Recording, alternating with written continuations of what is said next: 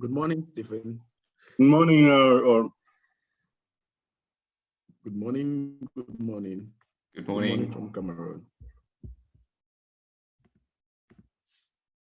We'll just wait 1 minute so everyone can be admitted to the session, and then we'll get going. It'd be great if you want to use the chat to introduce yourselves, say hello.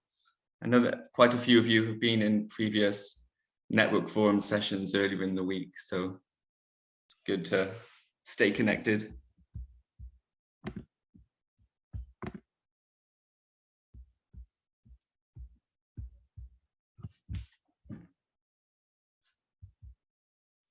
Hi, Angus. How are you doing? Fine, thank you.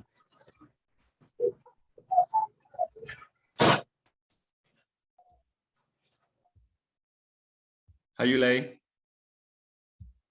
Good to have you.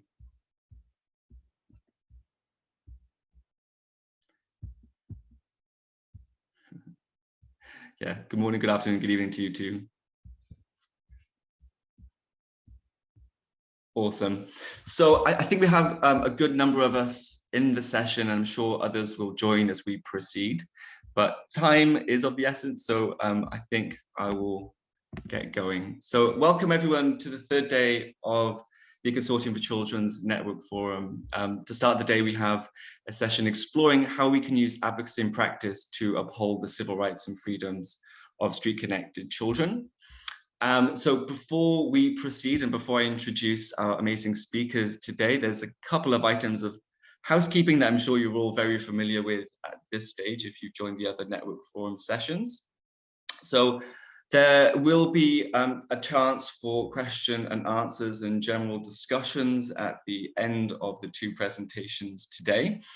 But as we proceed through the session, do feel free to use the chat box to ask any technical questions of the presenters, or just to share your experiences in advocating or using practice to uphold the civil rights and freedoms of street-connected children. We, as ever, are using the hashtag CSC Network Forum 2022 on social media. So if you are posting about the forum, do feel free to use that hashtag. And as ever, the session will be recorded. So bear that in mind. The session will be sent around to all network members, along with all materials and presentations, slides, etc., that form part of today's session. So Ellie, if we just move to the next slide, please. So today we'll be looking and reflecting upon possible approaches to ensuring that street-connected children have their civil rights and freedoms upheld.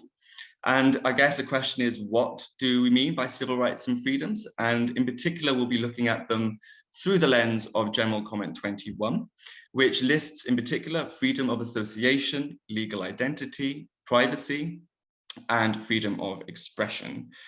And I suppose another question is, what do rights violations look like in practice? Because the rights in and of themselves might seem to be a little bit abstract. And I suppose what we're looking at is anything that intervenes with street-connected children's ability to live their lives on the streets. So looking at things like removals and arrests, but also looking at issues related to legal identity. So birth certificates and the issues that arise when street-connected children don't have access to documentation, such as limitations on access to services. And I suppose, finally, I'd like to just say, why should we consider street-connected children through the lens of General Comment 21? And I would say that it's arguable that some of the worst rights violations take place in the terms of violations of civil rights and freedoms for street-connected children. And I think that's something we can explore further as part of this session. So as I've said, we've got two amazing speakers today talking from two different angles in terms of civil rights and freedoms. So we have Samad Ali, who's an advocate and director at Legal Awareness Watch Pakistan, who will be focusing on advocacy and legal aid in the juvenile justice system with street-connected children who have been arrested or removed from the streets. And secondly, we also have Romain Mbukam, who's country director at NM House in Cameroon. And Romain will focus on legal identity rights and efforts to ensure access to documentation and the efforts that he's been making in that sphere in Cameroon. And just in terms of facilitating a discussion around these topics, it would be great if you could take a thought at this stage as to how your efforts have been made to tackle rights violations for street-connected children, perhaps by addressing removals from the street or addressing limitations on access to documentation, because I think this is a really good opportunity to discuss how it is that we go about addressing these rights violations. And also, I'd be really interested to know if, when you're advocating or practicing in such a way as to tackle rights violations, whether you have made particular reference to General Comment 21 in your efforts to do so. Because in particular, CSE is really interested to hear about how General Comment 21 is being implemented, how it's developing, and if it's not being used, why it's not being used. And I think this would be a really interesting discussion to have at the end of the session. So do feel free to add your experiences in terms of rights violations, but also with General Comment 21 in the chat. Ellie, could you move to the next slide, please? So I'd hope that this might be just a useful opportunity to give a review, perhaps a reminder, perhaps it's the first time you're looking at General Comment 21, and how it relates to the civil rights and freedoms of street-connected children, and what General Comment 21 says should be the actions that states take in order to uphold the civil rights and freedoms of the children that we serve. So looking firstly at freedom of association, so General Comment 21 focuses on the need of authorities to respect the choice of children to live on the street and to recognize the reliance of street-connected children on the street to survive, to develop, but also for important aspects of childhood like rest, play, and leisure. And I think what the General Comment draws out in this aspect is the unique relationship that street-connected children have to the street, and the need to frame the rights in the Convention on the Child with that in mind. Ellie, could you move to the next slide, please? And then also General Comment 21 addresses issues, particular to legal identity, and in particular, the negative impact that can result as a result of no access for street-connected children to things like birth certificates or identity documents, and in particular, how they are inhibited from accessing services, from education, from health services as a result of those restrictions on access to documentation. And Ellie, the next slide, please.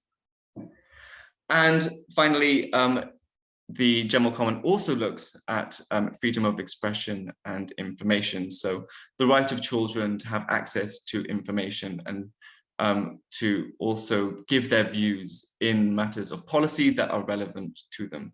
So the General Comment does address and give guidance in all three of those spheres in terms of civil rights and freedoms of street-connected children.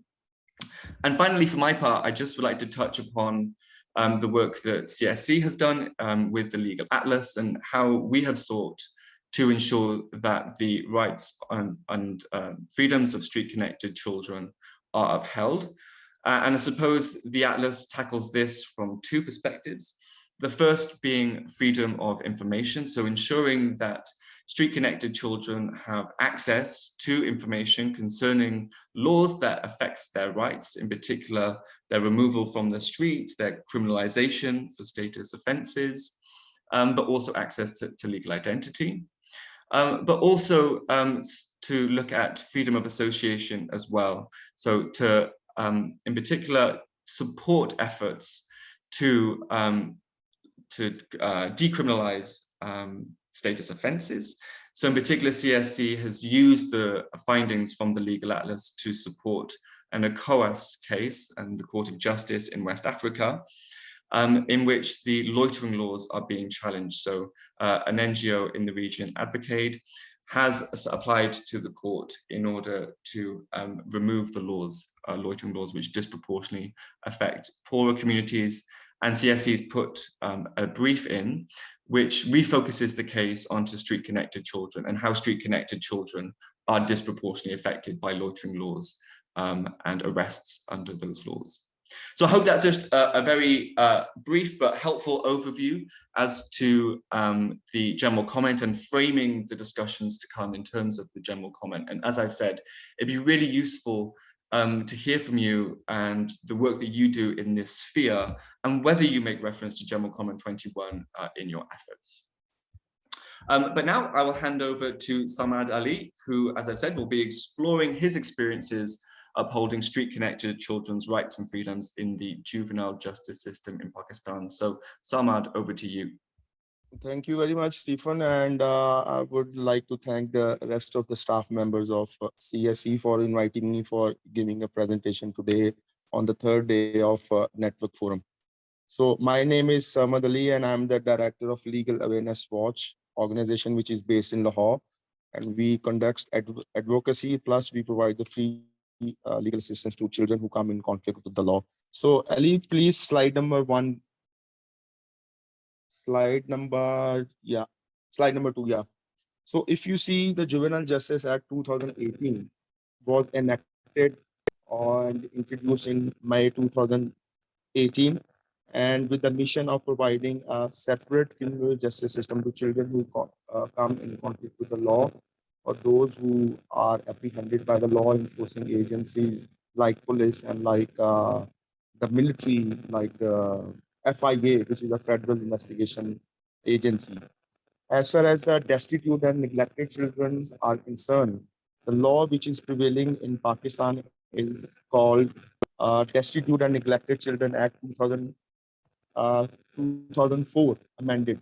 However, in the rest of the parts of Pakistan, like in Sindh, Balochistan, KPK, they have their own provincial legislation for dealing with the destitute and neglected children issues.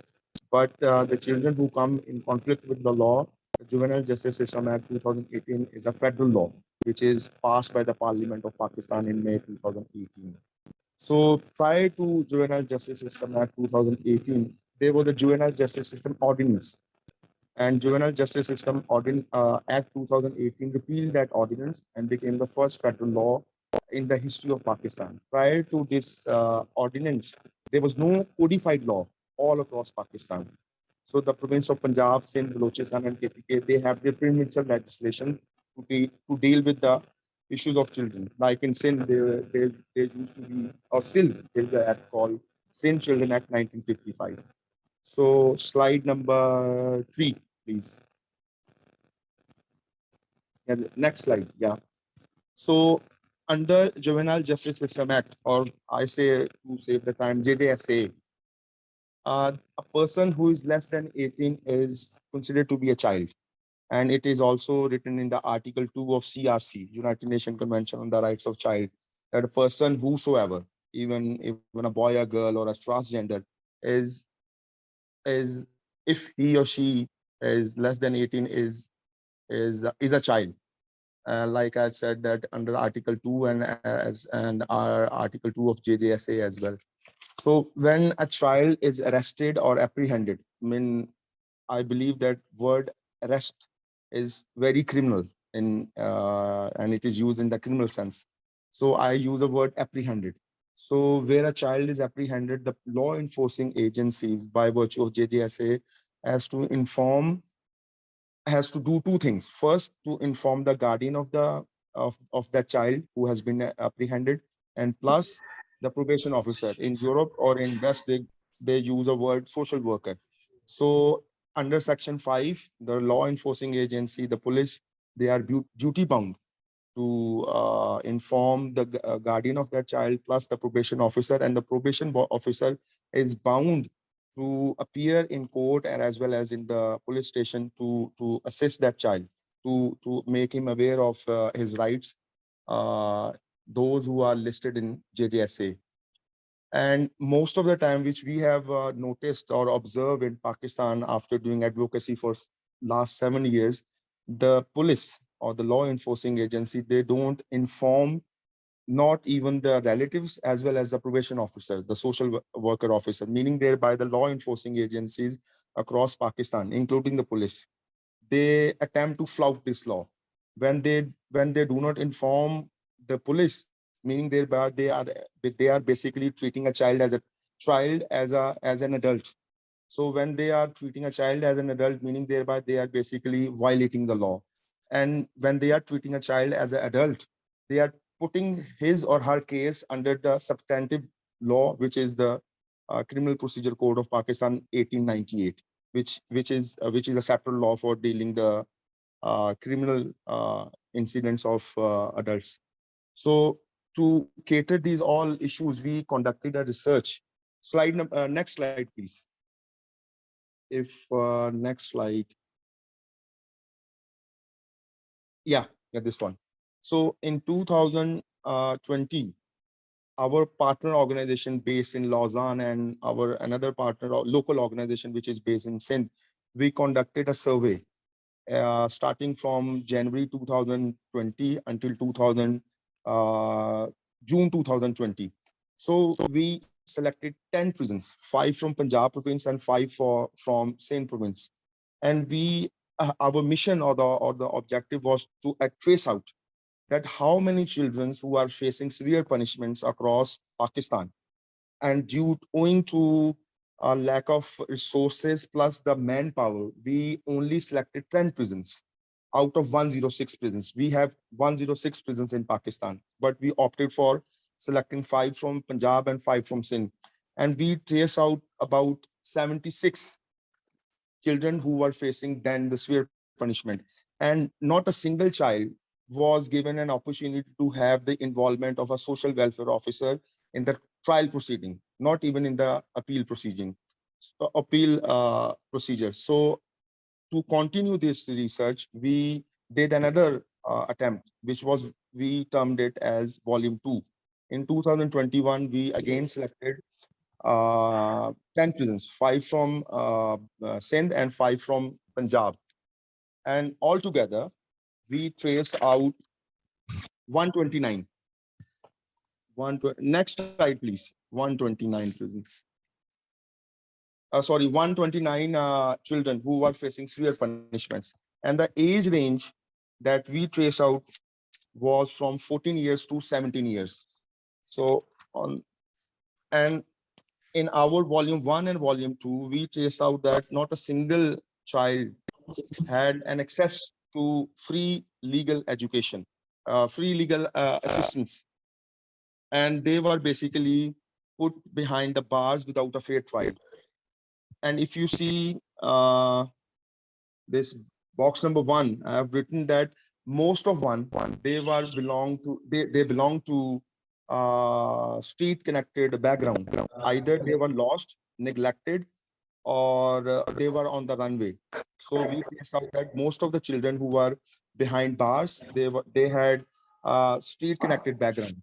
So if you see box number 3, I mean, I've written that until today, not a single fund have been allocated by the government, not at the federal level, not at the provincial level, to for providing legal assistance to children who are behind bars. So we believe that 129 children that we traced out in our volume 1 and volume 2, there could be more, we don't know, but like I said, owing to lack of funds and manpower, we only opted for 20 prisons, 10 in 2020 and 10 in 2021.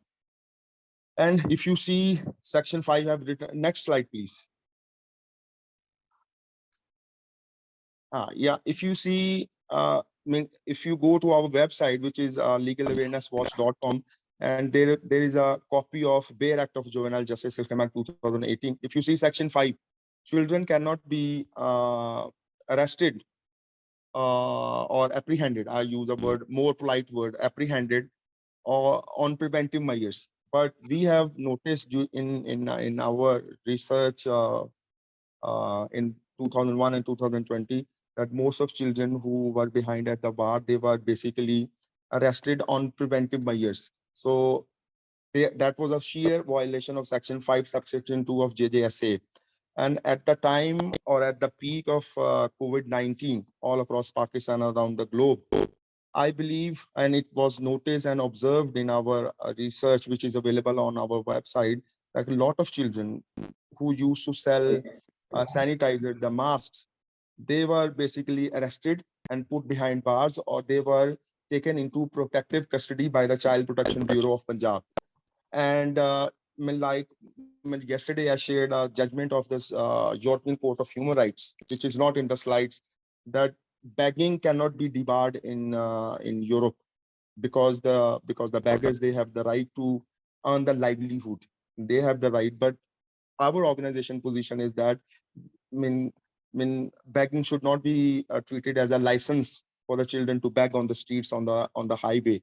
But the child, the local law, which is Destitute and Neglected Children Act 2004, has basically criminalized begging and the betting as begging and betting as a criminal offense. They treat it is treated as a criminal offense. So next slide, please. I hope I'm basically going through these all slides very quickly because I have only 15 minutes.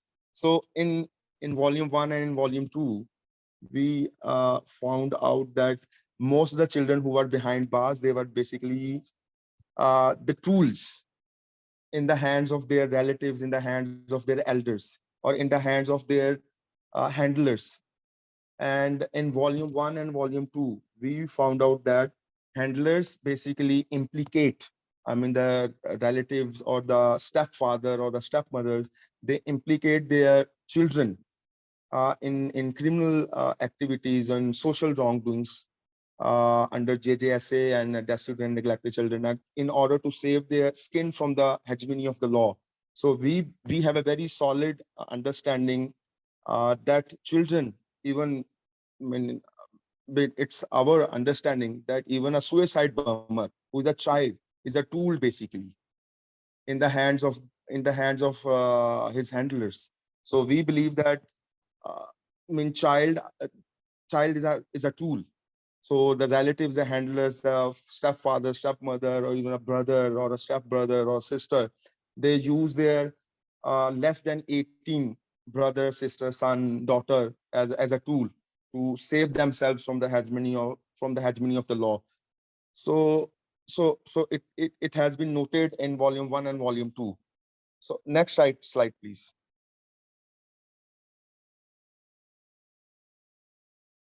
Yeah. So what we do, we have we do four things in Pakistan. First, the individual cases. We take up cases from the courts, and we provide them the free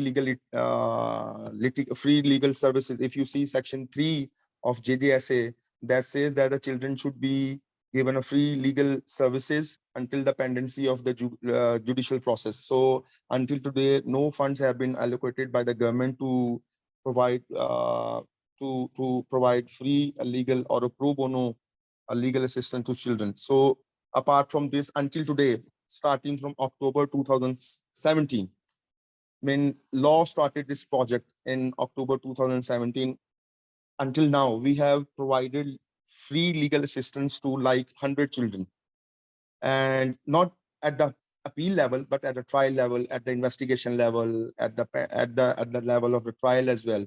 And even we sought bails from the courts as well.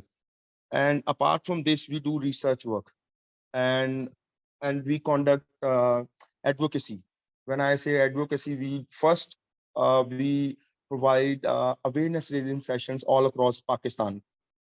Again, I would say not all across Pakistan, but owing to limited resources and manpower, we are only considering two major parts of Pakistan, two major provinces, Punjab and Sindh. So we have another partner organization in Sindh, which is also the member organization of CSC, and other international organizations. So until today, starting from 2019, we have conducted 30 awareness raising sessions on juvenile justice and Destitute and Neglected Children Act, and 9 training workshops. So 2 of our training workshops had the opportunity to invite our colleagues from CSE.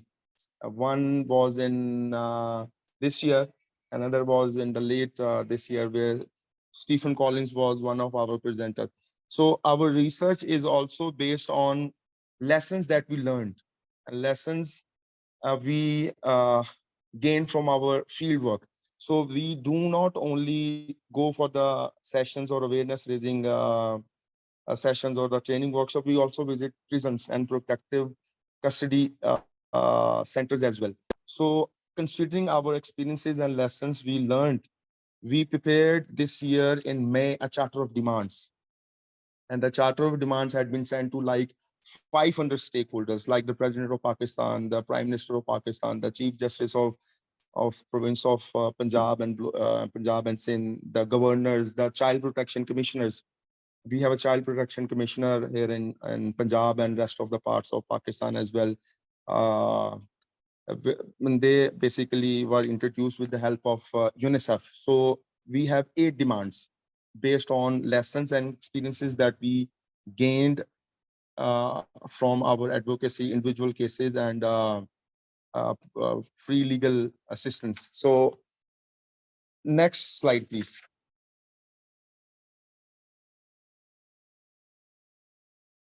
So these are the highlights of our advocacy in 2019. On the very left, I had a meeting with the Child Commissioner Punjab, sharing our experiences and lessons. In the middle, our friends from Lausanne, they came to Pakistan and we held a 2 days training workshop where the CEO of CS, Mr. Pia, were amongst the presenters, and rest of the events all happened this year until October 2022.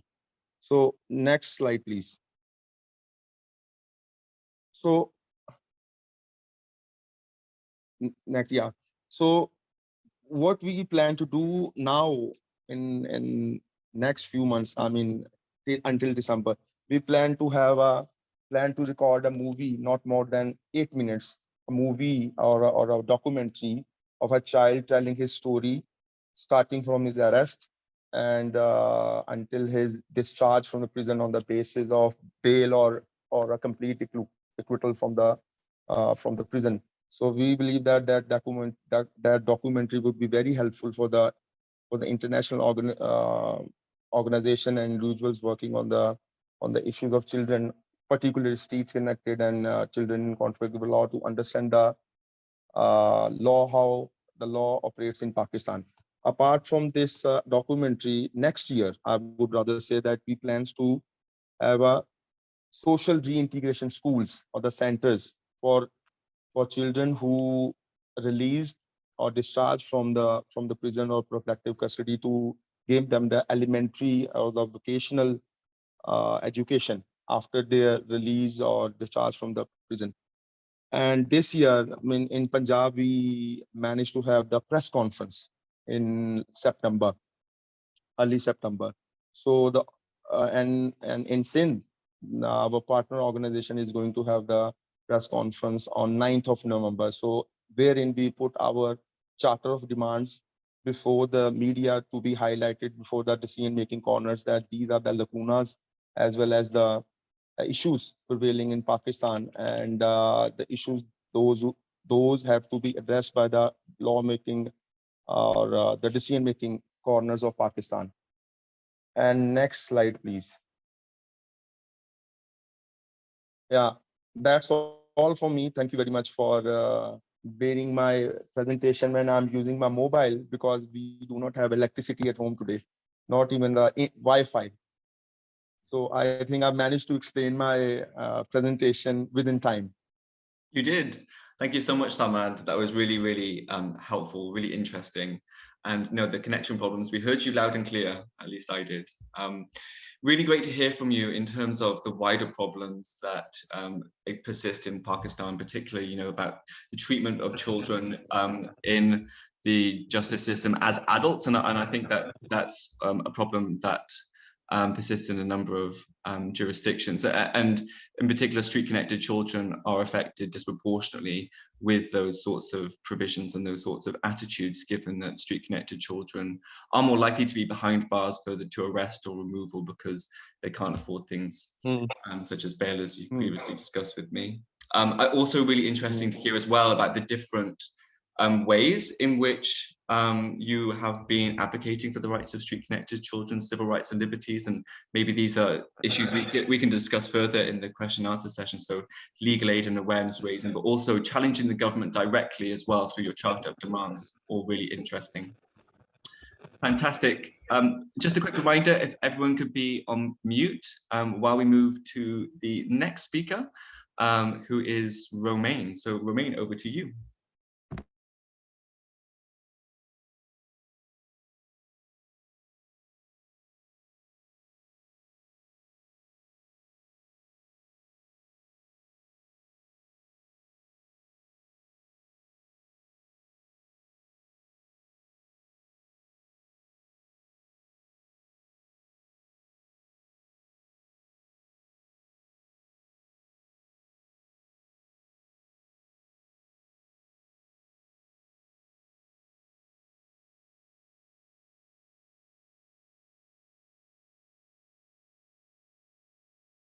Hi, Romain, I think we're having trouble hearing you.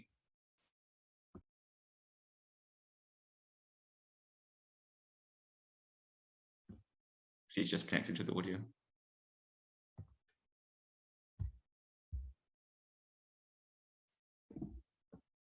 Hi, Romain, can you hear us?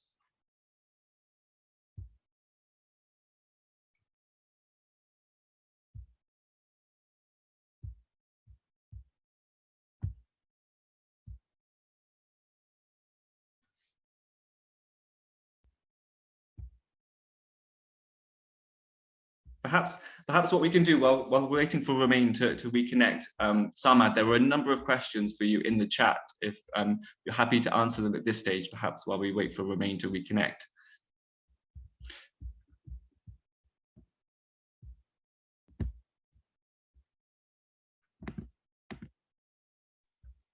Yeah, there are a few questions. I have to first see how to start. Sure. So I think the first question I could see was from Naomi at Toybox, and she asked, are there 14 to 70-year-olds in prisons together with adults in Pakistan? Yeah. If you see, owing to inadequate age determination procedure, if you see section 18 of JJSA, that says that it is the duty of the police officer, I mean the law enforcing agency, to make an inquiry into the age. And if there are no documentary evidence available that provides the exact age of a person apprehended, then the police investigation officer have a duty to seek permission from the court to go for the medical test, which is ossification test. So yes, because the ossification test is an estimation of age, that doesn't give you the exact age. If say like if a person is 18, so the estimation should start from 16. There is a 3 years estimation gap between the actual age. So we do not have the exact or the latest technology, the medical technology, to determine the age here in Pakistan. But documentary evidence, there were few judgments across Pakistan in early 2000 when the Juvenile Justice Ordinance was introduced. Those judgments provided that the papers, the birth certificates, they are easily available in Pakistan. So the courts provided to the authorities and to the lower courts that they should always consider the medical evidence. So I believe our organization position is that we should, I basically tend to rely on the medical evidence. Even though if a person is 17, I would always ask the court to have the medical evidence to have the actual age before the commencement of a trial. Amazing. Yeah. Well, thank you so much, Samad, for answering that question. Sorry to cut you off. It's just I can see that Romain has reconnected. So, Romain, Okay. if you're there, it'd be great to hear from you. Yeah, sorry, I had an issue with the mic of my PC. I don't know what happened, so I am catching up with my phone right away. So like I said, the first 6 slides are going to be very quick since we have just 15 minutes. I am Romain Leroy from Cameroon, working with street children. Stephen, next slide, please.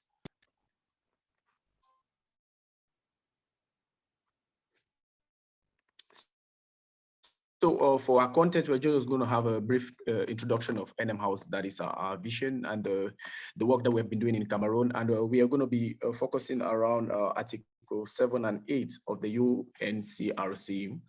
Next slide, Stephen, please.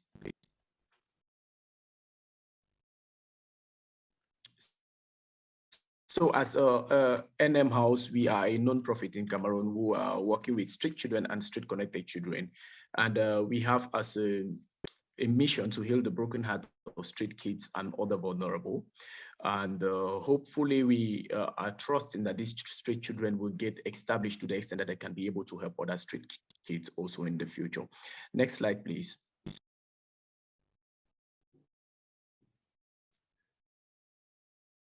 Stephen, can the slides be faster than this, please?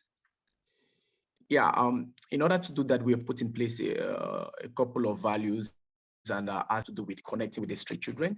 And when we connect with them, we see how we can recruit them to the team and then establish them in the various project or skill-oriented projects that they are interested in, or be it in education or any form of empowerment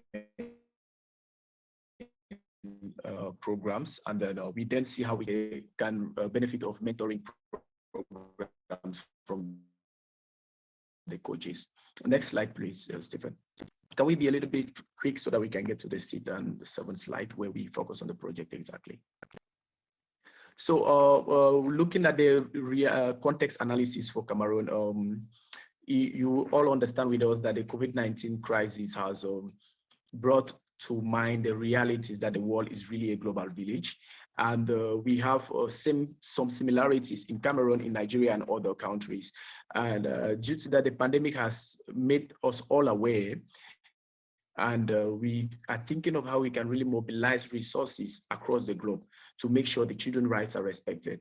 Our national goal in Cameroon, to be specific, we are trying to see how we can align it with emphasis on the rights to legal identity as far as street children are concerned. And in Cameroon, our government is focusing on emergence in 2035. And we at NM House, we are seeing how we can make sure we start getting this emergence from the streets, including the right of street children, if possible, from latest 2030. Next slide, please.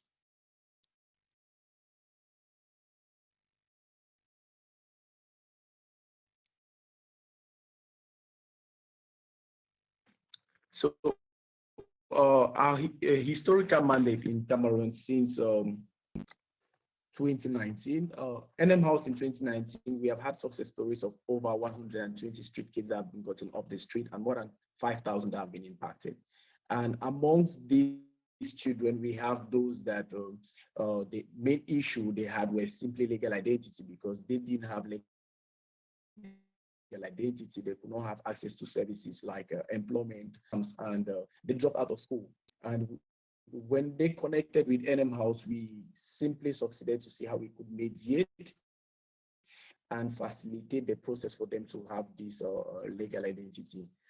We have also been able to create quality standards for street advocacy in Cameroon, and we have been collaborating with other organizations who are operating both locally and internationally. Since then, our assessment has been to create new initiatives in regions that NM House has not been operational in. And so far, we have had our projects in initiating regions, developing regions, maturing, and partnering regions. For the sake of time, I'm not going to give a lot of details on this. I guess the slides will be shared later where you can read the details, please. Next slide, Stephen, please.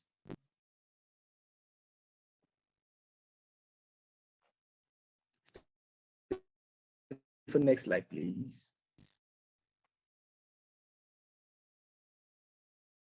Stephen, can you hear me? Next slide. Now, coming on to our legal identity project, like I said, we'll be focusing on Article 7 and 8. And because street children are denied the right to legal identity, their rights in Cameroon to be precise are not respected, the system does not really make it easy for child declaration, for the processing of birth certificates, for the establishing of ID cards. Things are really complicated in Cameroon so far. If you're following any Cameroonian on social media, one of the things you will notice is that there has been a trend recently where Cameroonians say the three most difficult things to have in Cameroon. You have groundnut oil, that is vegetable oil. You have cooking gas, and then you have national ID cards. So if you're a Cameroonian and you are able to have these three things, then you are considered among one of the most richest people in Cameroon, because it's so difficult to have access to these resources or services. So in order to make sure street children have this access to this service, to be precise, establishing of birth certificates or national ID cards, we as NM House, we have initiated a couple of campaigns and projects, of which I'm going to be sharing with you in the next slides. Stephen, next slide. And for our case study, we'll be looking at the southwest region of Cameroon, to be precise, Kumba. And Kumba is one of the largest, city in the southwest region of Cameroon, and which has a population of approximately 4,000 people. And if you are current with Cameroon, Cameroon is going through what is known as the Anglophone crisis, where the southern region of Cameroon wants to separate from Cameroon. And with this, there has been some kind of political instability there. And you can imagine the situation in which the street children find themselves, or street connected children. You are in a politically unstable city, and at every point in time, there is kind of an arrest. And if they arrest you, not having an ID card, you have to wait in cell or in prison until someone proves of recognizing you, or there is an organization that volunteers to process your documents for you. So with this, NM House is making Kumba as our topmost priority for our birth certificate and national identity card campaigns. Next slide, Stephen, please.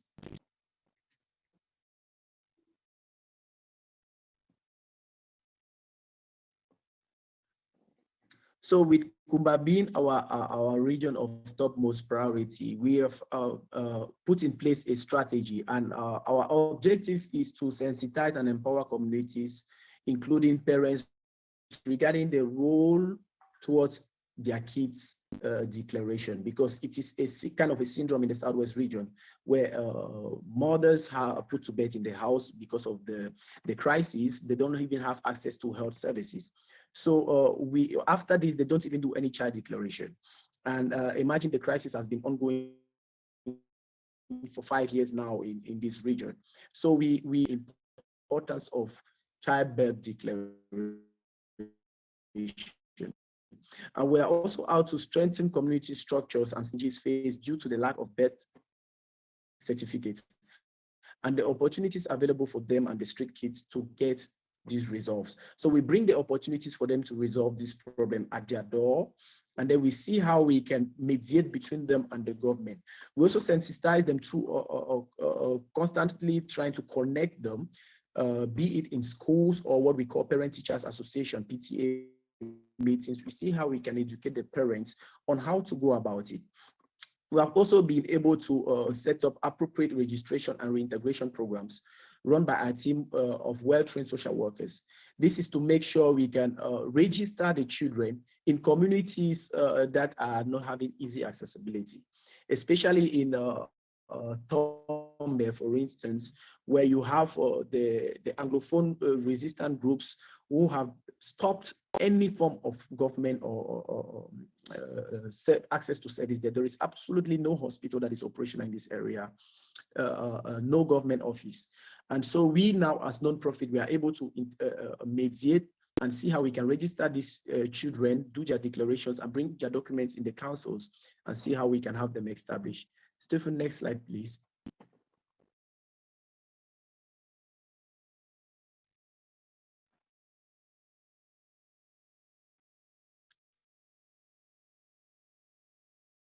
Stephen, next slide, please.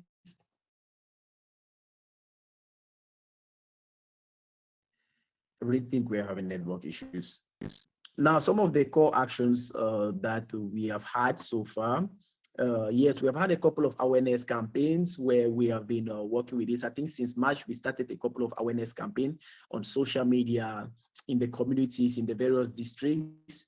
We have had a couple of facilitating access to service campaign where we set objectives to see how we could get a good number of communities get their documents and see how we can mediate in the processing of establishing a new birth certificate.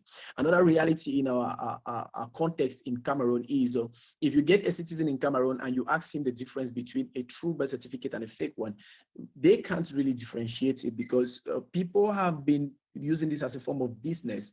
The only thing that is a little bit different now is national identity card, because a new system has been put in place where it's really difficult to fake it. But birth certificate, there are a lot of people who spend more than 18 years of their lives going to school with fake birth certificates. So now we are trying to see how we can mediate to make sure they have the original documents and to educate them on the differences between the fake and the original. Next slide, please, Stephen.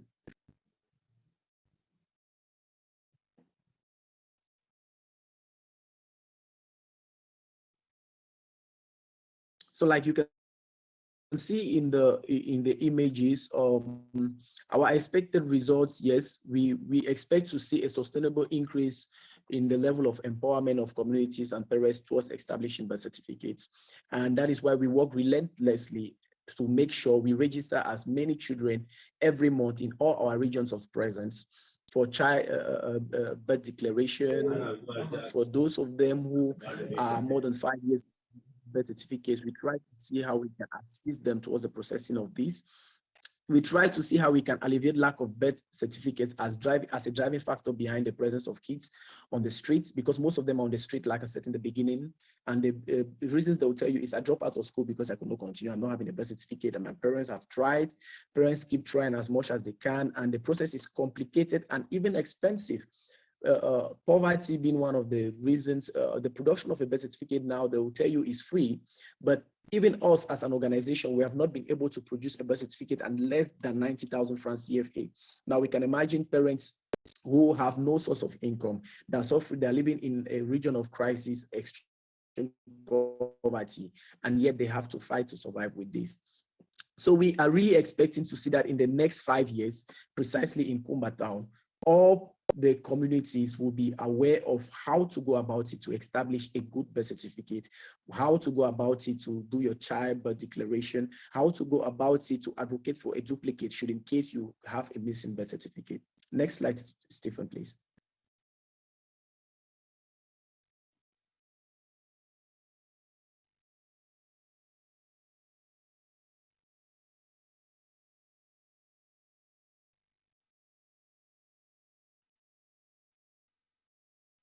Well, for our performance indicators, we expect to have at least a meeting each term in our schools, targeted schools in each district, to make sure we meet with the parents in this school during parents-teacher association meetings to discuss and educate them on the importance of child declaration, the processes involved in establishing a genuine birth certificate. We expect to have at least 2 visits per semester in the hinterlands, these regions or districts that people are having difficulties accessing them. In hinterlands where they don't have any government or public services, we see how we can get to them, at least 2 visits per semester, to make sure we mediate and facilitate the establishment of birth certificates for the children born in these communities. We make sure we sensitize street children in our monthly street invasion outreach. If you have been following any of our pages on social media at NM House, you will notice that each month we have a street invasion campaign in different districts. And the objective is to make sure we mobilize the street children in these regions, connect with your families, make sure we document for those of them who don't have. We establish monthly dialogue with local community-based organizations and local leaders to see how we can partner and collaborate with them for this work to be done at a faster and more effective rate. And then we also see that we have at least 2 films a year shown in schools and local communities falling in a birth certificate and national identity card.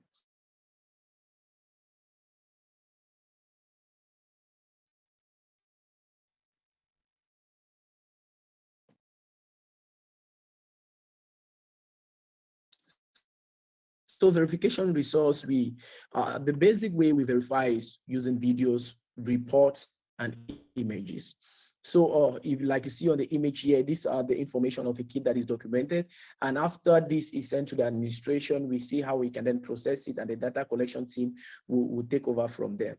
But we always make sure every month from the different regions where the projects are running, we get reports with images and videos of all the meetings that have been holding. Next slide, Stephen. Let's not waste time on this, please.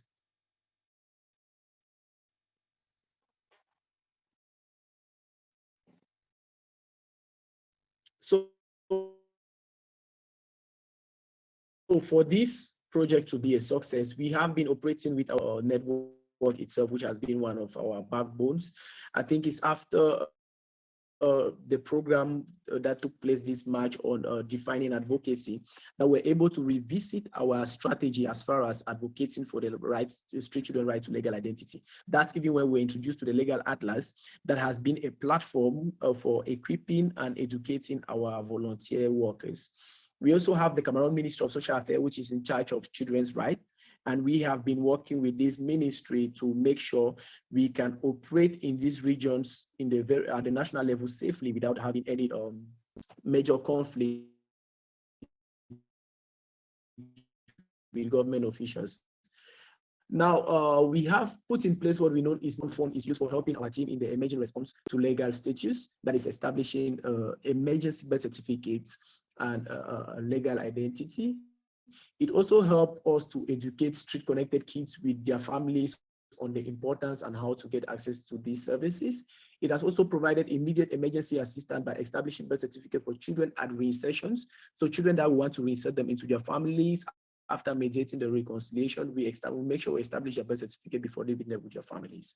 It has also helped in addressing the secondary effects of not having a birth certificate, such as limited access to services like health, official exams, and others. So we see as much as we can that we can use these funds to respond to this emergency. Organizing campaigns and dialogue, this demands fundings, and the Legal Status Response Fund is strictly meant for that. Now, in terms of regions where we have the ongoing projects is Kumba, the Southwest. Southwest region, we have 6, 15 in the Central region, Yaoundé, which is the largest so far, 4 in the Northwest, 6 in the Littoral, 2 in the Northwest region, and 2 in the East and 1 in the West. So the main needs of these 36 communities currently receiving support from the Legal Status Response Funds. We have financial assistance, education and sensitization, and then facilitating the procedures.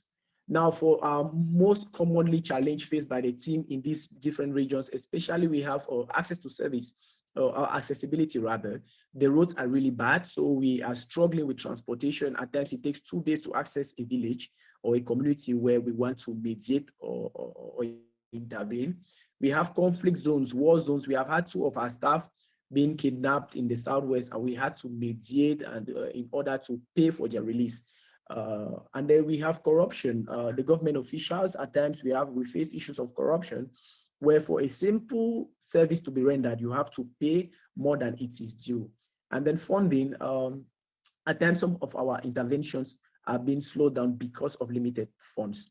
But nonetheless, we keep fundraising while we keep intervening. So it's a continual process. We receive more fundings and then we see how we can continue the work being done. Some of our collaborators at the national and international level, like you can see, we have One Goso, Consortium for Street Children, Rest House, Abundant Life, and all these different groups operate both with children, parents, and businesses. We see how when they have their programs, we can collaborate with them in order to sensitize, be it the parents, the children, or their customers on the importance of childbirth declaration, establishing a birth certificate, and the process.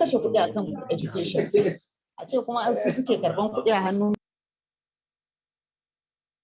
I think we'll give room for questions from here, and then Stephen, you can take over. Thank you. Amazing. Thank you so much, Romain, and thank you so much for powering on through the I think slight technical difficulties.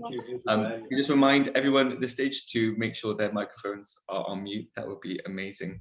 But yes, thank you, Romain. Those are such practical solutions that you and your organization have devised for tackling restrictions on access to birth certificate, mediated between the government and parents, but also setting up registration and integration programs, as well as your visits to the hinterlands, all really amazing ways to ensure that the rights of street connected children are upheld. I'm going to open the floor now. We have about 5 minutes to questions. Does anyone have any questions to put to either Samad or Romain, or any experiences themselves of their efforts to uphold the rights of street connected children, and whether or not those efforts have made reference to General Comment 21? So the floor is yours.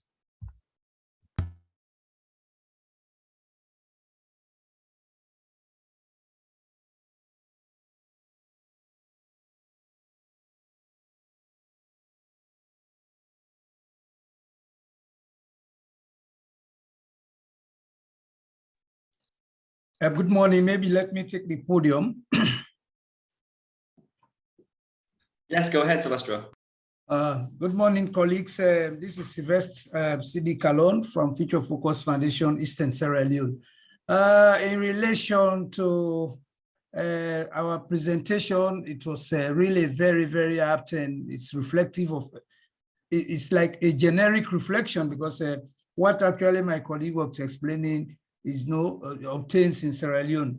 For us, the general comments make provision that states must protect or provide access to justice for children in street situation when they are in conflict to the law, for sort of legal representation. But this is not happening in our country. We have the Legal Aid Board that was set up, and what they are doing, actually, they don't even pay attention to street connected children. Their perception, the community perception, the public perception about street children is that probably they have a cause and that kind of thing. Even when we sometimes engage them, they will tell us, leave us, these boys or these guys on the street, they have their reason of being there. And so I think it is high time that all of us see how we can also include a sort of advocacy around legal representation for these children,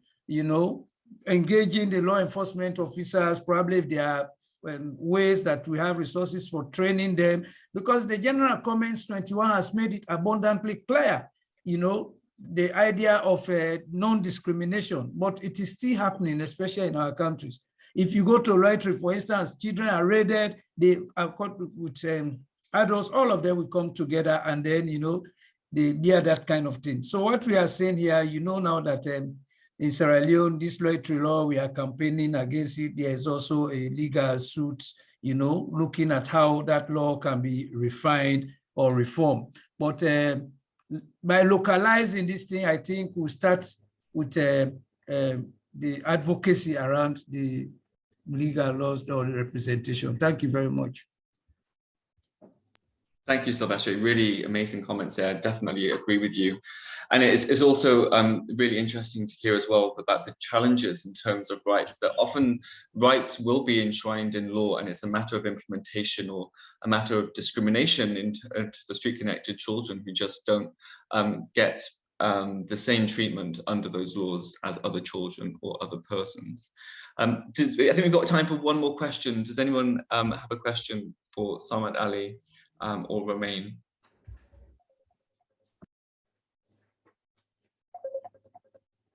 Yes, sir. Hello? Yes, Sylvester, could you put yourself on mute, please? That would be great. I have one more question, both for you, Samad, and Romain. And it's in relation to General Comment 21. I wondered, in all of your amazing efforts to uphold the rights of street-connected children, did you ever implicitly or explicitly make reference to General Comment 21? And if not, why not? I'd be interested to know, because these are all areas that are so prevalent in General Comment 21 in terms of how these rights relate to street-connected children. So I'd just be interested to hear your thoughts on that. Are you asking me, Stephen? Yes, yeah, go ahead, Samad. Yeah, if you see our advocacy, we have already paid a huge attention to General Comment number 24 and General Comment number 21. But if you consider the judicial setup of Pakistan, Pakistan is not a country which is a dualist. International conventions and treaties, they cannot become a part of our local law unless the Parliament of Pakistan pass any enabling legislation. Yes, Pakistan has already signed CRC, but CRC is not CRC is not directly enforceable in Pakistan. The judicial, the officers, the courts, they always pay attention to the domestic law. As long as they feel like to incorporate any international treaty or convention into in their judgment, but they are not bound to state any international law. But as far as my understanding is concerned, in some of the cases, some of the judges in past, they might have considered CRC in their judgment while dealing with the cases of children, but technically they are not bound to consider those international treaties and conventions ratified by the state of Pakistan unless they have the enabling legislation. If you consider the JJSA and the Destitute and Neglected Children Act 2014, they are basically the outcome of the ratification of CRC. But Absolutely, yeah, CRC, yes, yeah, but CRC is not directly enforceable. If you consider European law, the international, as far as the European law is concerned, the international liabilities of the state, they are directly enforceable in the European countries. Yeah, absolutely. But- And I think that's right. And, and it's really helpful insight in terms of how it is that we can use General Comment 21, both directly and indirectly, and also the challenges that we'll face in doing so. And I think that's a really helpful and apt point on which to end today's session. I know that we're a minute over, but just a big thank you to Samad and to Romain and for everyone for attending today. I know there have been some technical issues, so thank you for sticking with us. I think it's been an amazing session. It's a shame that we're not able to address all of the comments and the questions and the conversations occurring in the chat, but we'll be sure to reach out and continue the conversation as we're able to with all of our network members later down the line. So yes, a big thank you to everyone, and I hope you have an amazing rest of your days. So thank you and goodbye. Bye.